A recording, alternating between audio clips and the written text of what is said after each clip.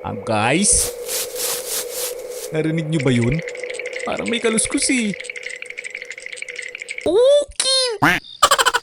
Guys, paano kung may sumulpot na dinosaur dito?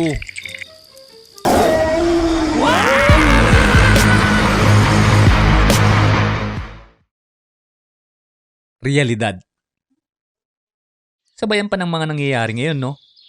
Di ba? Okay. Ang gulo-gulo na. Sa tingin ko kailangan natin ng peace of mind.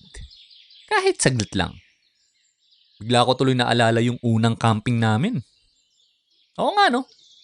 Ba't hindi natin gawin ng animation?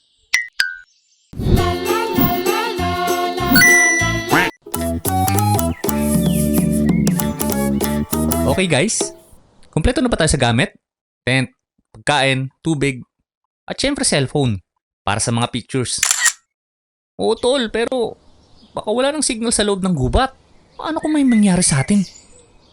Relax lang, Migs. Nandito naman si Dads, oh. Parang Boy Scout yan. Huwag na kayong magalala. Basta may dala tayong pagkain. Huwag lang ako magugutom, okay na ako. Ayos ka rin, Macbac, no? Feeling ko para sa'yo talaga yung bag natin. Puro pagkain eh. Tara na nga, bilisan na natin. Bago pa tayo abutin ng dilim.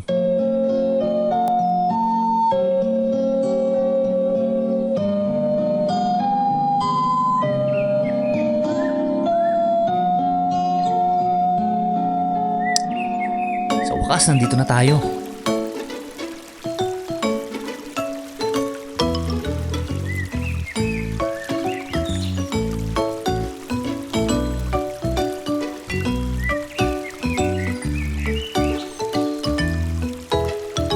Tol, sure ka ba dito? Parang mas magaling pa akong gumawa ng origami kaysa dito eh. Guys? Narinig nyo ba yun? Parang may kaluskus eh. Ano ba naman yan, Migs? Siguro hangin lang yun or baka usa.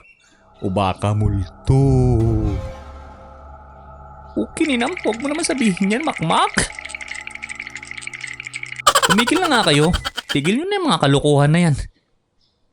Seryoso muna tayo. Kung hindi natin maayos tong tent, sa labas tayo matutulog.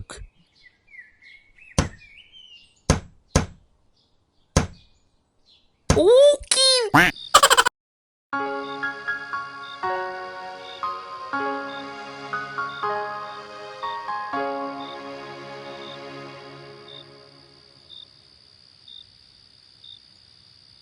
Guys, paano kung may sumulpot na dinosaur dito?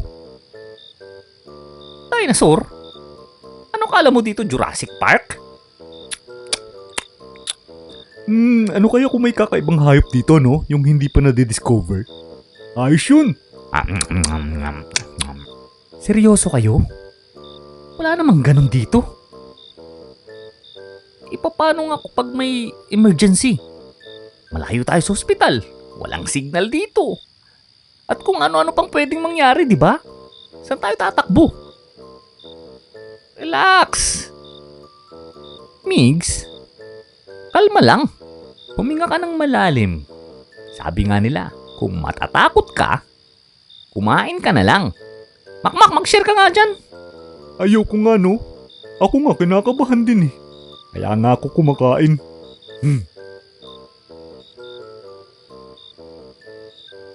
Okay guys, magsiupo nga kayo. Masyado kayong malakas magkape eh. Alam kong nakakatakot kasi hindi tayo sanay dito sa tahimik na lugar. Pero isipin nyo, minsan kailangan nating humiwalay sa gulo ng syudad para marinig natin ang sarili natin. Tama ba ako? Oo nga no, parang ang dami nating iniisip palagi. Ngayon lang ako nakaranas ng ganitong katahimikan.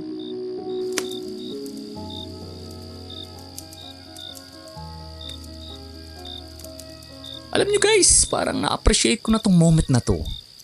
Wala tayong gadgets, walang ingay, puro nature lang, hunin ng mga ibon, hunin ng batis, di ba? Tama. Parang angga-anggang sa pakiramdam eh, no? Hindi ko na iniisip yung mga problema sa bahay. Stress, anxiety, ingay ng kapitbahay, mga sasakyan, at higit sa lahat, Mga chismosa.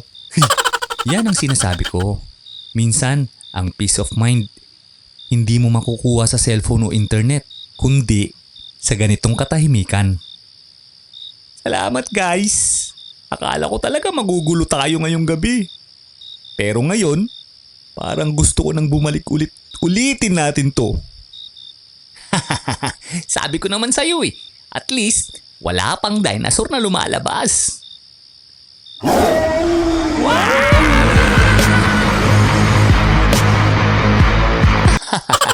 Record ko lang sa phone yun. Sus.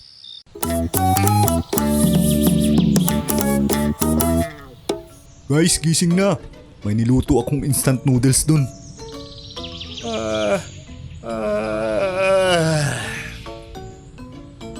Uy, sarap. Camping breakfast. The best. Maraming salamat talaga mga tol.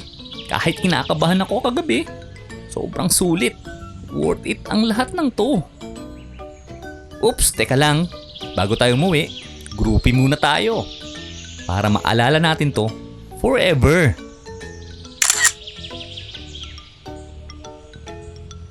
Sa buhay, hindi mo kailangan laging nasa gitna ng ingay at gulo. Minsan, ang pinakamagandang gamot sa isip at puso ay ang simpleng katahimikan ng kalikasan at mga kaibigan na handang sumama sa adventure mo. Sana may napulot kayong aral sa kwentong to at huwag niyong kalimutang mag-like, share at subscribe para sa susunod na video kita-kita ulit tayo. At ako si Dads Toon na nagsasabing hanggang sa susunod nating pagkikita. Ciao!